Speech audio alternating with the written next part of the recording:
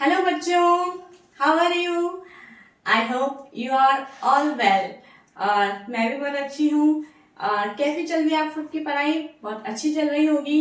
और आपने शिक्षिता 5 पॉइंट पे विजिट करना चालू कर दिया होगा, मुझे पूरा विश्वास है। और आज हमारे क्लास 8 की हमारे फर्स्ट चैप्टर की ये लास्ट वीडियो है, उसके बाद में हम क्वेश्चन आंसर्स करेंगे। ओके बच्चों, तो जैसा कि मैं अगर आपसे पूछूं कि हमने लास्ट वीडियो में हमने कौन सा स्टेप के बारे में पढ़ा था और किसके बारे में हमने देखा था, क्या टॉपिक समझा था, आप थोड़ा सा रिकॉल करिए, बताइए। हमने 5th नंबर का स्टेप देखा था, क्योंकि आज हम कौन सा स्टेप देखेंगे? 6th नंबर का। और वो क्या था हमारा क्या था बताइए? रीडिंग का टॉपिक था। थोड़ा सा रिकॉल करने की कोशिश करिए, है ना।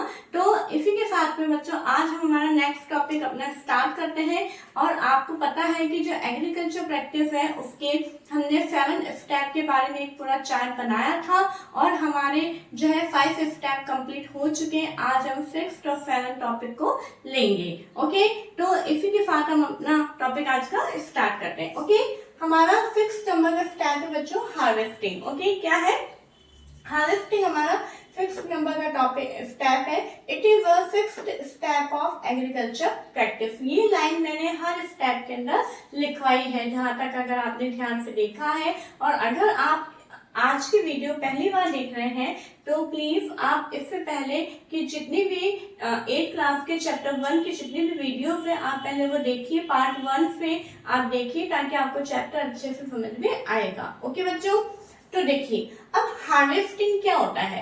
हमने सबसे पहले सॉइल को प्रिपेयर किया, उसके अंदर हमने बीज को डाला, फिर उसको हमने इरिगेट किया, हाँ, उसके अंदर हमने मैन्यूर्स एंड फर्टिलाइजर्स को ऐड किया। उसके बाद में जो वीड्स उग जाती हैं उसको हमने रिमूव किया।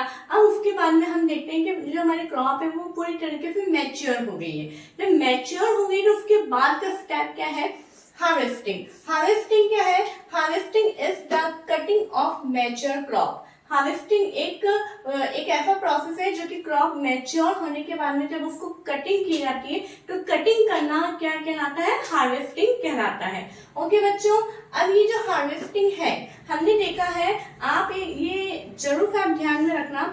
और मैं आपको ये कहना चाहूंगी कि आप एक चार्ट बनाइए अपनी कॉपी के अंदर कि हर एक स्टेप के अंदर कौन कौन से हमने टूल्स काम में लिए हैं, वो आप उसके अंदर लिखिए, ताकि आपको पता चलेगा कि हर एक स्टेप हमने किन टूल्स की मदद से किया है, ताकि आपको याद करने में भी आसानी हो। इसी तरह से जो हार्वेस्टिंग है वो भी 2 टाइप्स होता है। It is done by 2 types, manually और मशीन। मैनुअली हाथ से, तो जो हाथ से हम करते हैं, जिस टूल की मदद से करते हैं उसको हम क्या बोलते हैं?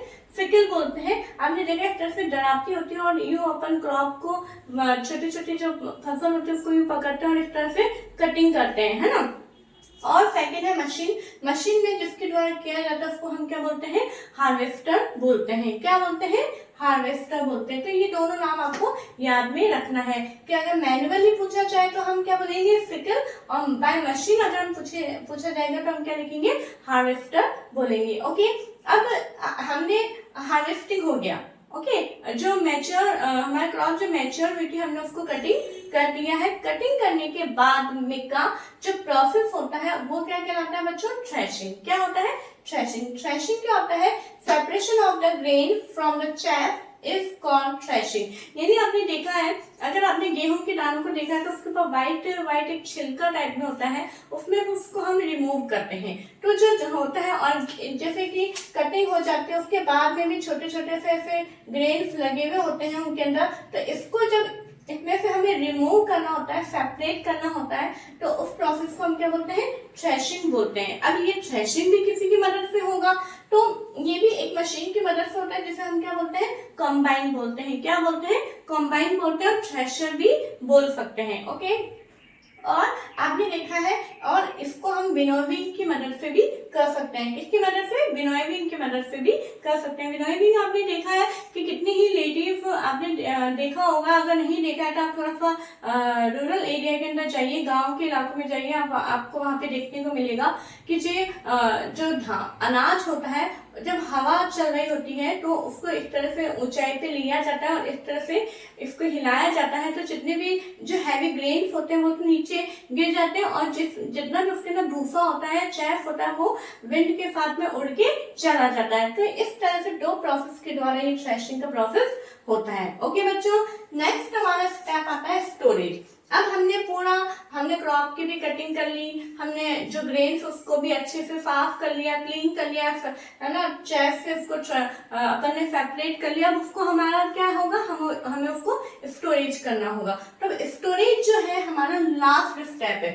It is 7th step of agriculture practice. Okay, तो proper storage of grains is necessary to protect them from pest and microorganism. जो ग्रेन्स है, जो अनाज है, उसका जो स्टोरेज किया जाता है वो क्यों करना जरूरी है, ताकि हम उसको पेस्ट और माइक्रो ऑर्गेनिज्म से उसको हम बचाएं। यानी वो जो बहुत ही उसके अंदर फंगस लग सकता है, उसके अंदर आप देखते हैं ईलियां, लट्टे लग जाती हैं, ठीक है ना, कीड़े मकोड़े लग जाते हैं, तो उन सब चीजों से हमें इसको प्रोटेक्ट करना जरूरी है। अगर हम प्रोटेक्ट नहीं करेंगे तो अनाज खराब हो जाएगा और खराब हो जाएगा तो हम उसको फिर काम में नहीं ले पाएंगे। ओके, और before storing them, the grains are properly dried in the sun to reduce the moisture in them.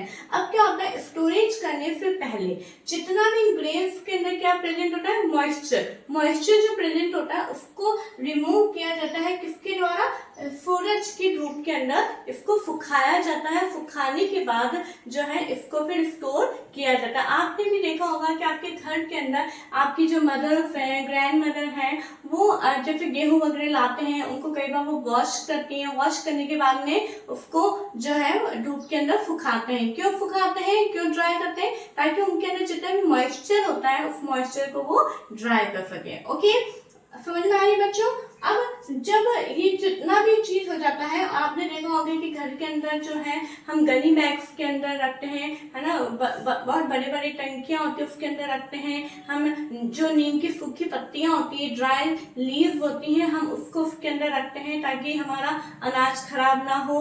और हमने देखा है कि कई बार हम कुछ केमिकल्स की जो आती हैं, टैबलेट्स के फॉर्म में आती हैं, वो भी हम उसके अंदर डालते हैं ताकि हमारे ग्रेन्स जो है वो बिल्कुल सुरक्षित रहे। अब जो बहुत बड़े लेवल पे होते हैं, बड़े लेवल के अंदर जो इसको स्टोरेज किया जाता है ग्रेन्स का, वो 2 टाइप्स होता है, एक तो सिलोस एंड ग्रैनुलेट्स। तो जो सिलोस होता है वो आपने देखा है कि जमीन के ऊपर ही बहुत बड़े बड़े ऐसे टंकियां टाइप में बनी हुई होती है जिन्हें सिलोस बोलते हैं, उसके अंदर रखा जाता है। या फिर एक जो भंडार गृह हम जिन्हें बोलते हैं उन्हें हम ग्रैनुलेट्स बोलते हैं, वहां पे इन्हें सुरक्षित रखा जाता है। जैसे कि यहाँ पे आपने देखा है बच्चों कि जो क्रॉप्स को हार्वेस्ट किया जाता है, तो हार्वेस्ट करना मतलब आप देखिए जो किसान है, जो मतलब पूरी फसल पक के तैयार हो गई है, उसको स्टोरेज भी कर दिया। जब पक के तैयार हो जाती है, मतलब फसल खराब नहीं हुई है एकदम, उसकी मेहनत जो जितने महीनों से वो मेहनत करवाए, वो मेहनत रंग लाती है। तो उसको एक फेस्टिवल के त्योहार के रूप में भी वो सेलिब्रेट करते हैं। जैसे हमें ना पोंगल के नाम से, बिहू के नाम से अलग अलग जगहों पे, जैसे कि हमारा इंडिया की एक डाइवर्सिटी कंट्री है, तो उसके अनुसार अलग अलग जगहों पे अलग अलग रूप में वो त्योहार के रूप में मनाया जाता है। तो एक ये बहुत ही जॉयफुल मोमेंट होता है एक फार्मर के लिए कि उसके इतने महीनों की मेहनत जो है वो सफल होती है। ठीक है, तो अब यहाँ पे हम एक नेक्स्ट टॉपिक हमारा और देखने जा रहे हैं, वो है हमारा फूड फ्रॉम एनिमल्स। जैसे कि हमने देखा था फूड हमें किससे मिलता है, एक तो प्लांट से मिलता है और किससे मिलता है, एनिमल्स से मिलता है। ओके, तो animals also provide us with different kind of food. Animals भी हमें बहुत अलग अलग तरीके का फूड प्रोवाइड करते हैं। जैसे कि फॉर एग्जाम्पल बताइए, milk and egg and fish भी लेते हैं, और बताइए हनी,